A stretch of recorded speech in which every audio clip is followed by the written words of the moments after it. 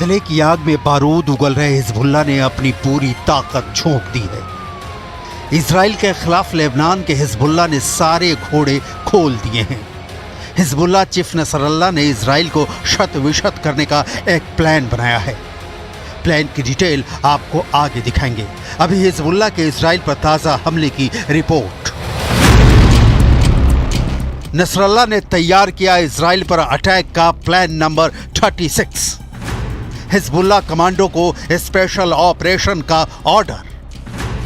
50,000 लड़ाकों को Israel border पर जाने का कटा परवाना। नसरल्लाह ने बेरूत के बीच चौराहे पर खाई इजराइल को नेस्तो नाबूद करने की कसम।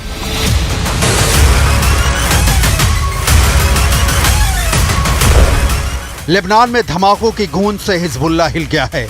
ऐसा हमला होगा दुश्मन दिखेगा भी नहीं और पूरे लेबनान में खौफ तांडव करेगा। हिजबुल्लाह ने कभी सपने में भी नहीं सोचा होगा।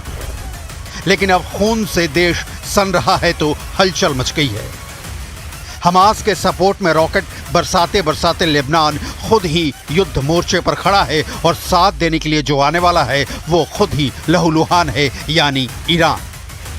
ईरान हिजबुल्लाह के लिए क्या कर सकता है, इसकी डिटेल आपको आगे दिखाएंगे। लेबनान की सीमा पर मारे गए इजराइल के 2 सैनिक। हिजबुल्लाह ने कर दिया इजराइल के खिलाफ एयर स्ट्राइक। हिजबुल्लाह ने इजराइल के खिलाफ फायर किया 100 रॉकेट।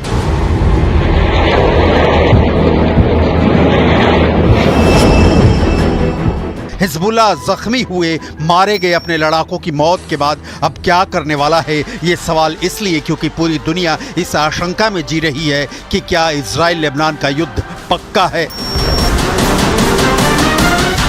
घोषित युद्ध के बहुत पहले हिजबुल्लाह और इजराइल के बीच मिसाइल और रॉकेटों का हमला कभी बंद नहीं हुआ। लेकिन इजराइल वाले साइबर अटैक के बाद लाउड एंड क्लियर हो चुका है कि नेतन्याहू के प्लान में जो 3H यानी हुथी, हमास और हिजबुल्लाह हैं, उनमें से हमास के बाद हिजबुल्लाह का नंबर आ गया है। हिजबुल्लाह नेता हसन नसरल्लाह ने कहा कि लेबनान और सीरिया में हिजबुल्लाह सदस्यों के खिलाफ पेजर और वॉकी टॉकी से किए गए हमले रेड लाइन को पार कर गए हैं। हिजबुल्लाह अब जवाबी कार्रवाई करेगा और फिलिस्तीनियों के समर्थन में इजराइल के खिलाफ अपनी लड़ाई में पीछे नहीं हटेगा। हिजबुल्लाह दक्षिणी लेबनान में 1000 से ज्यादा रॉकेट लॉन्चर्स को दागने के लिए तैयार बैठा था, लेकिन ठीक उससे पहले इजराइल का घातक रिएक्शन आया। इजरायली एयरफोर्स ने एयर स्ट्राइक शुरू कर दिया। सवाल वही कि नसरल्लाह कैसे लेगा इजराइल से बदला, क्योंकि इजराइल कोई दाल भात का कौर नहीं है कि उठाया और गपक लिया। हिजबुल्लाह जैसे संगठनों से लड़ने के लिए इजराइल ने वर्षों से संसाधन जुटा रखे हैं, हथियारों का जखीरा जमा कर रखा है।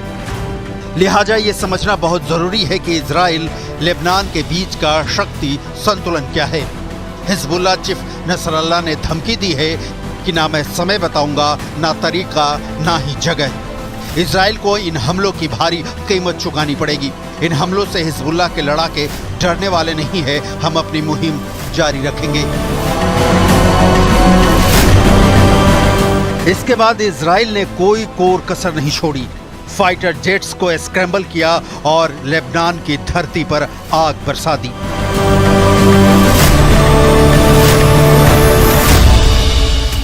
इजराइल और लेबनान के बीच 130 किलोमीटर लंबी सीमा है।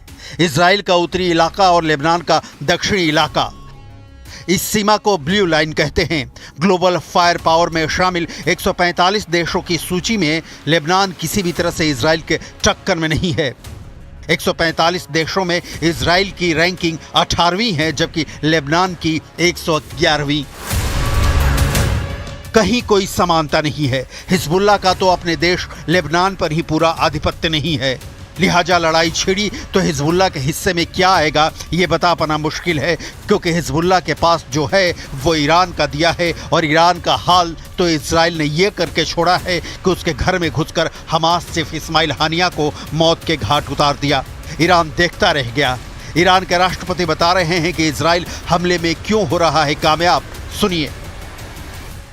3 میلیون اسرائیلی مسلمان‌ها رو نابود میکنه، زن و بچه و پیر و جوان و بیمارستان و مسجد و همه جا رو بمباران میکنه. نشستیم نگاه میکنیم و او جرأت میکنه این کار میکنه برای اینکه ما با هم نیستیم.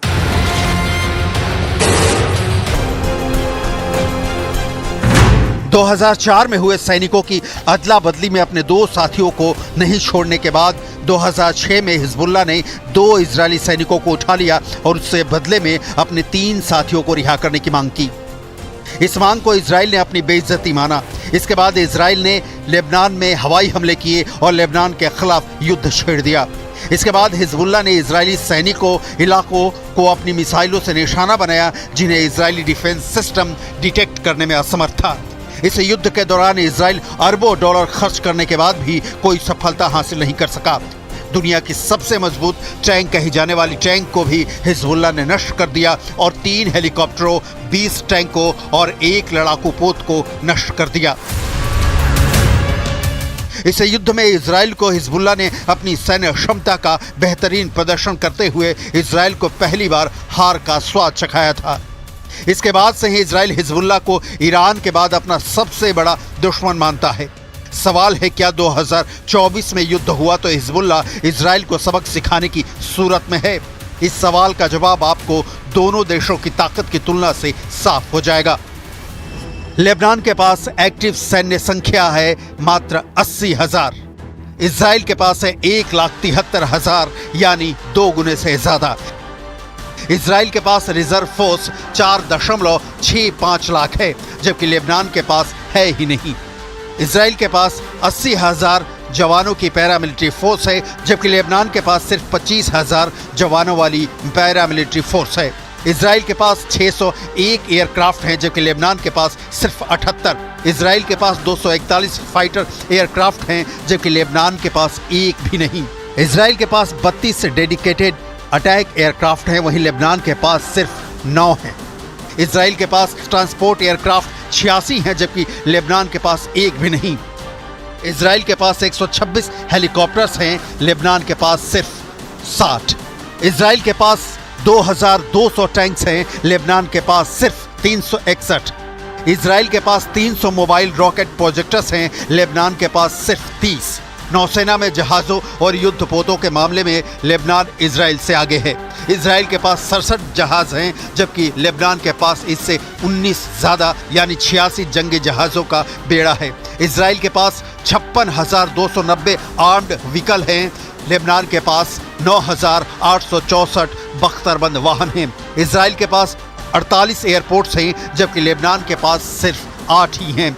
इजराइल के पास 5 बंदरगाह हैं जबकि लेबनान के पास सिर्फ 2।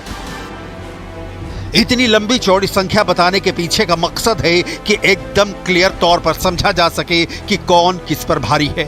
लेकिन 2006 के जंग के दौरान भी इजराइल ताकत के प्रदर्शन में लेबनान पर भारी था जब नतीजा इजराइल के पक्ष में नहीं निकला। इस वक्त हिजबुल्लाह मध्य पूर्व की सबसे मजबूत और प्रशिक्षित सेनाओं में से एक है और इजराइल चारों ओर से शत्रुओं से घिरा देश है। नेतन्याहू की दिमाग में यह भी साफ है कि 2006 के बाद हिजबुल्लाह से बदला पूरा करने का यही वक्त है, लेकिन इस बदले की चाहत में दोनों ओर से होने वाली मौतों की तादाद कितनी होगी ये बता पाना मुश्किल है। लेबनान में 17-18 सितंबर को पेजर और वॉकी टाकी में धमाके हुए थे। इनमें 37 लोगों की मौत हो गई थी और 2,300 से ज्यादा लोग घायल हुए थे। हिजबुल्लाह ने इन हमलों के लिए इजराइल को जिम्मेदार ठहराया है।